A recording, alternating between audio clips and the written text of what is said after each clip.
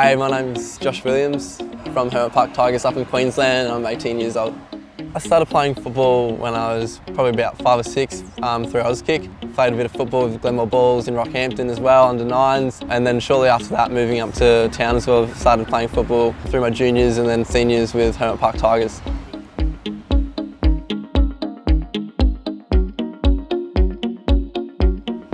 Been born in Adelaide. Footy's always sort of been through the family. Mum and Dad have always loved it.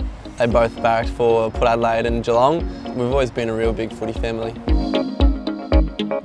My dad was a big influence on me. That was probably more on the sporting side with all my footy and stuff. But then obviously can't leave out my mum with all the time she takes out of her life to get me to the trainings and all of that. So yeah, Dad has always played football throughout his career.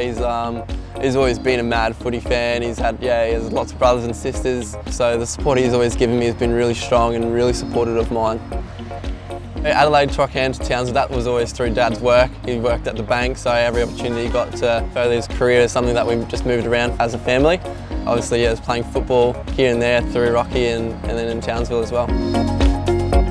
The move from Townsville to Gold Coast was quite a big move, obviously. As a 17-year-old, something that's quite difficult to do, but the support around me with my family and then a few of the people down on the Gold Coast with friends down there, they were really good for me. So you learn a lot as a 17-year-old when it comes to independence. You learn lots of cooking, cleaning, all the stuff that you have to be to become an adult, and I'm probably lucky enough just to learn all that stuff just a bit earlier.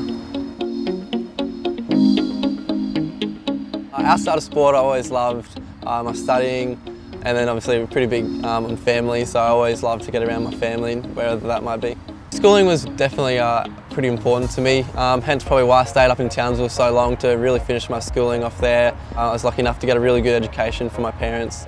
I'm studying a Bachelor of Medical Sonography, so that's all ultrasounds and all those sort of scans. I've always had a real big passion for physics in school, and something that I've sort of just carried on. It's a big commitment, but I think just probably maybe pushing it back to part-time now, maybe only doing 1 or 2 courses will be something I'm looking forward to doing. Almost fluent in Indonesian, studying it for 9 years at school, so there was always something there that I just had a passion for. Tell us something in Indonesian. What would you like to know?